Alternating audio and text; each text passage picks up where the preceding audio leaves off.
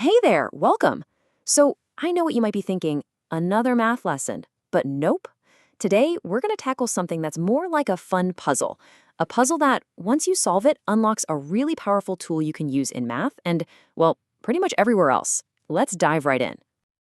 Okay, let's be honest. When you look at something like this, x squared plus 5x plus 6, your first thought might be, what is that? It totally looks like some kind of secret code, right? It seems really complicated, maybe a little intimidating with all those letters and numbers jumbled together, but I promise you, it's really not as scary as it looks. So let's reframe this. It's not a code designed to trip you up. It's a puzzle, and it's just waiting for you to figure out where the pieces go. And just like any good puzzle, once you learn the secret strategy, it becomes so satisfying to click those pieces into place. So, to crack this puzzle, we're actually going to do something a little weird. We're going to start by thinking in reverse. And don't worry, we'll begin with something super simple, something you already know how to do. I mean, we all know how to multiply, right? It's easy. You take two numbers, let's say 2 and 3. You multiply them together, and boom, you get your result, 6. Simple, straightforward. You start with the pieces and you get the final product. Okay, you ready for this? Factoring is literally just that exact same process, but in reverse. This time, we start with the answer 6, and we ask ourselves, okay, what two numbers made this? And the answer, of course, is 2 and 3. That's it. That's the core idea. And really, that's all factoring is. It's just the skill of taking a big, complicated-looking expression and breaking it down into its original, smaller building blocks. We're just working backward to find the ingredients that were multiplied together to make it. So the big question is, how do we apply this to our more complicated puzzle? Well, I'm going to let you in on a little secret. It's a simple but super powerful technique I like to call the two-question method. And trust me, this is the key that unlocks the puzzle every single time.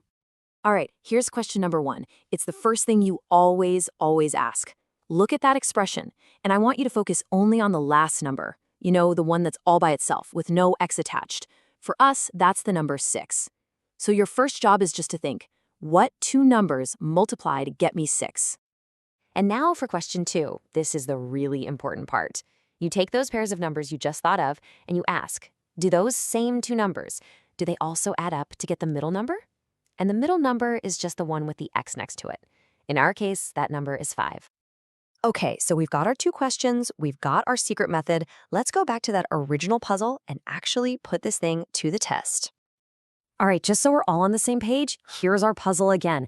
X squared plus 5x plus 6. And remember our targets. We need two numbers that multiply to the last number, 6, and add up to the middle number, 5. Let's hunt them down. Okay, so let's run through the options. Question 1, what multiplies to 6? Well, you've got 1 and 6. 1 times 6 is 6, so that checks out. But now for question 2, do they add up to 5? No. 1 plus 6 is 7, so that's not our pair. Let's try another one. What else multiplies to 6? Oh, how about 2 and 3? 2 times 3 is 6. Check. And do they add up to 5? 2 plus 3 is 5. Yes, that's it. We found them. There they are, 2 and 3. Those are our magic numbers. Seriously, they're the key that unlocks this whole thing. And honestly, finding them is the hardest part, and we just nailed it. So now what? What do we do with these magic numbers? You're going to love this because the rest is actually the easy part. Step 1, just draw two sets of empty parentheses right next to each other. Okay, step 2. See how our puzzle started with x squared? Well, that's a clue. It tells us that each of our parentheses is going to start with an x. So let's just pop those in. See, we're building our final answer, piece by piece. And now for the last step. This is the best part. All we have to do is take our two magic numbers, 2 and 3, and just drop them right into those empty spots. Since they're both positive, we'll write +2 and +3. And that's it. And would you look at that? Puzzle solved. We did it. We took that big, kind of messy expression and we broke it down into its original neat little parts. X plus 2 times x plus 3. Okay, so right about now, you're probably thinking, that's a cool little trick, but so what? Why does this even matter? And you know what? That is a totally fair question. So let's talk about how this little puzzle connects to some really big stuff in the real world. Here's the deal. Factoring isn't just a math exercise. It's a fundamental tool for engineers and scientists. Think about something like throwing a ball or even launching a rocket. The path it takes through the air, that's a curve called a parabola. And guess what describes that curve? An equation that looks just like the one we solved.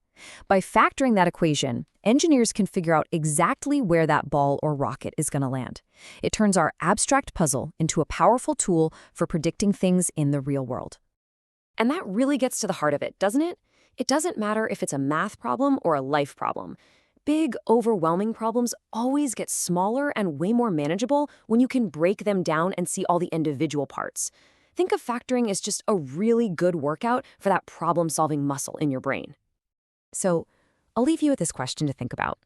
What's one big, complicated problem in your own life that just feels unsolvable right now?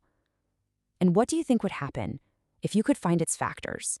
You know, those smaller, simpler pieces that have probably been hiding in plain sight this whole time. Something to think about. Thanks so much for joining me.